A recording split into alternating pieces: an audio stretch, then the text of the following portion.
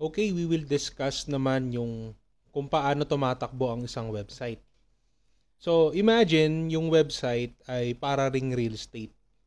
Ang real estate, di ba, kung bumibili tayo ng bahay, nagbabayad tayo. Or pag rumirenta tayo ng property para tirahan, mga apartment, nagbabayad tayo ng renta monthly. So, imagine niyo ang website is the same concept on that thing. So, yung website, bumibili tayo o rumirenta tayo ng lupa.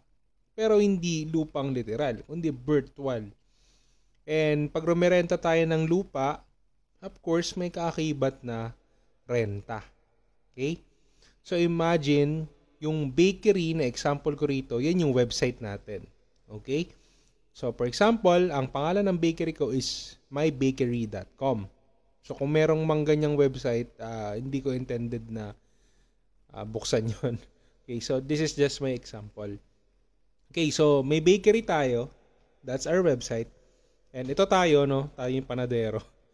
Tayo nagbebenta sa tao di ba? Yung every website is selling, tandaan niyo yan. So lahat ng website ay nagbebenta. Ano man yung application. Okay? So for example, nagbebenta tayo ng tinapay.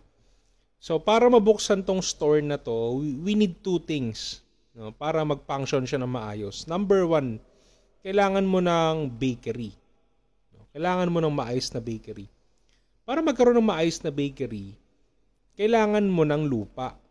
Yung sinasabi ko kanina. So, saan manggagaling yung lupa? Pupunta ka sa mga hosting provider. No? Marami yan sa internet. No? Pwede kang bumili. So, pag bumili ka ng hosting, bibigyan ka nila ng spasyo dun sa kanilang mga server. And then, yung website mo, magkakaroon na ng kalalagyan. No? Doon na siya may store lahat ng mga data, mga pictures, text, at lahat ng mga content ng website mo. Doon na mapupunta sa hosting provider na pinili mo at binabayaran mo monthly. So, siya ay subscription-based. Walang libre, of course. Yung mga libre na nakikita nyo sa website, mga trial yon, or kung di man trial, mga laging mapalpak yun.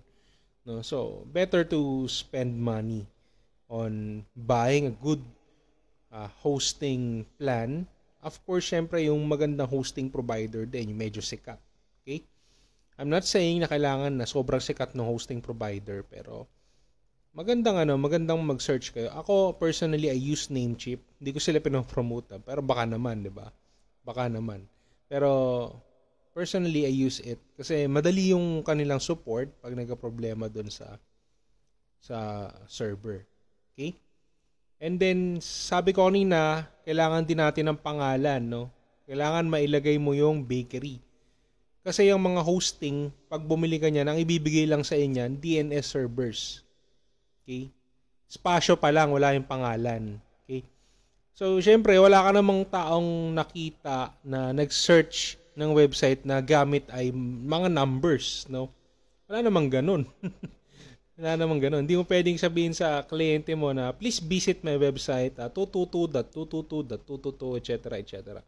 Hindi mo pwedeng sabihin yon. So, you need a name for that website. So, paano magpo-purchase ng name? So, kay domain provider naman tayo. Okay?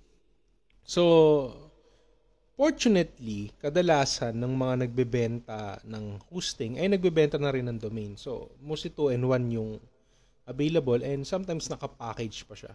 So, depende na sa hosting company na mabibilhan nyo. Okay, so once na meron na tayong hosting and domain, so ito na yung ating bakery. Buo na siya. And that's the time na yung mga customer natin ay makapunta na sa website. So once na tinype nila yung pangalan mo o yung pangalan ng website mo dun sa browser, nilagay nila dun sa search address bar sa taas. As press nila yung enter, automatic nagre-request sila sa'yo. No? Nagre-request sila yung mga customer na to, mga visitor dun sa website, no? Nagre-request sila sa'yo. And bilang request, ikaw na panadero nung website mo na yon, ibibigay mo yung request nung customer.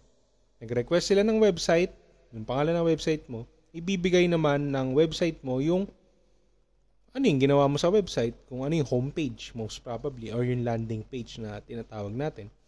So kung ang website mo ay Relos, nilagay nila yung pangalan ng website mo, of course, Relos yung i-offer ng website mo. So, ganun siya umaandar, no? Meron kang spasyo sa internet, nagbabayad ka ng spasyo, pag nakabayad ka ng spasyo at pangalan ng website mo, that's the time na makakapag-request na yung customer mo.